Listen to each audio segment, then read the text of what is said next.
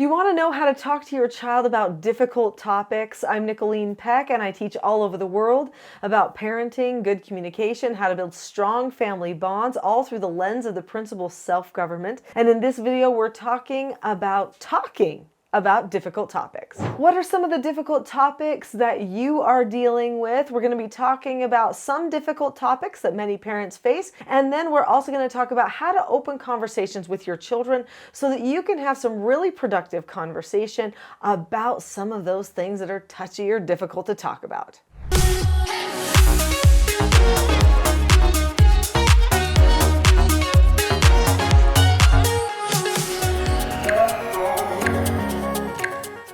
What constitutes a difficult topic for you? I think some people would immediately go to stuff like sex, okay? And I have a whole video on this channel about talking to your kids about sex, so I'm not going to go into big detail on that one. I think other people might say drugs. That's a hard topic. Or maybe poverty, or maybe politics, or maybe bullying, suicide, abuse. These are all things that would be very difficult topics, especially if those topics hit close to home. I think a lot of parents struggle talking to their children about divorce or about abortion, some of those really big political issues and issues that can really hit them deeply because maybe they have been going through a divorce in their family or the parents are trying to help them through that divorce.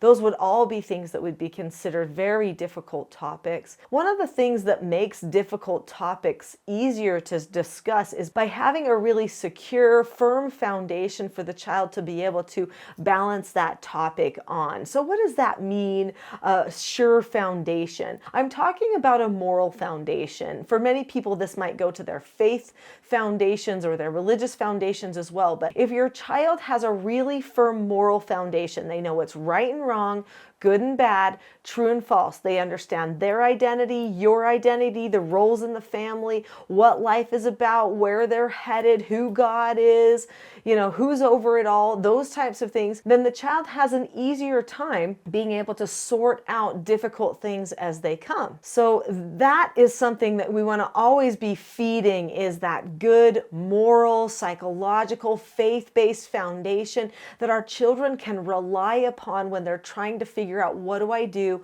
How do I solve this problem? And where do I need to come to know that everything's okay? So we've got to give them that foundation. Now, when you're trying to open a conversation with your children about these types of topics, or maybe others, I haven't listed everything that could be considered a difficult topic, but when you're wanting to talk about something that could maybe be touchy or hard for you, then a good thing to do is to make sure that you can create an environment for discussion where everybody feels safe to openly discuss. This means there's not any accusations, you're not leading out with fear or doubt or accusatory thoughts in your mind, but instead you're saying, you know what? I just need to not think the worst of anybody that I'm going to discuss. I need to not think the worst of my child. I need to just lay out all of the facts. Now, in the teaching self-government parenting approach, there is a type of meeting that we have called a parent counseling session. In parent counseling sessions, we talk about one topic and we discuss what's going on with that issue that we might be facing. So maybe it's one difficult topic to discuss. We get the child's feedback. We share ideas with the child. We have a good, open communication with them and help them feel like they have learned something during this conversation. I think it's more important to think of yourself as a teacher in a conversation than as a person who is a worried parent or a nervous parent. Some of the conversations, especially things related to abuse or sex or suicide or those types of things, we might be worried about the wording that we're going to be choosing in those conversations. And so we initiate a meeting with our child and try to make it as non-confrontational as possible, something that's comfortable and casual. We describe something that we've noticed or a topic that we need to bring up.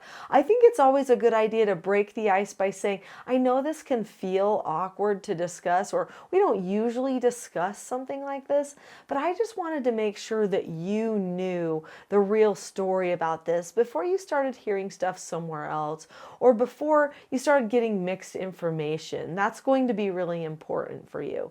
So just pre-teaching the child at the beginning of any type of conversation, and also letting them know that you really would like to hear their thoughts and have good open conversations, and that you don't mind also if they think something differently than you recognize that they have the ability to choose their thoughts and beliefs, but you want to make sure that you've had this conversation so that they know you can talk to them about anything. And I think that's the biggest thing, is that we need to be open and ready to discuss anything with our children. If we're reserved about something and we feel like, oh, I don't know if I can do that right, then is our child going to have confidence sharing things with us that might be touchy or difficult in the future? They might not. They may not think that we can handle it. So it is important for us not to be afraid of some of those difficult conversations. Now, I'm just going to let you in on a little tip. This is just Nicholeen Peck, okay? And you probably noticed there's a few videos on this channel that relate to prayer and maybe spiritual things, and that's because I'm really an open book. There's one thing about me that you need to know, and that is that I absolutely 100% pray for guidance from my Heavenly Father when I am going to be talking to my children about anything that I feel like is going to be a difficult topic, that I feel a little bit insecure about addressing. I am going to go to the Lord and I'm going to express what I hope to accomplish. I'm going to try to find alignment there, meaning what is it that I already know He would want me to tell them about this topic? And then I'm going to ask Him for the right words to say and show me the right time to say those words. So that after the conversation's done, even if somebody is concerned or crying or nervous or whatever it is, that I can realize I did it the right way. Especially if I feel God's presence with me when I'm having that conversation with them. Now that may be a little heavy for some people here on the channel, but that's the true me. I don't do everything on my own. I learn skills, I practice principles, I search after and follow as many truths as I absolutely can, but that includes having a really deeply connected relationship with God. I couldn't be the person I am without Him. And as a parent and as a person who does this, I couldn't be. I started going to God in all things when I was raising my children, and I just don't see a way to stop now in my life. So if you want to make sure you really discuss the topic well, maybe focus on getting some heavenly discernment. That could absolutely help.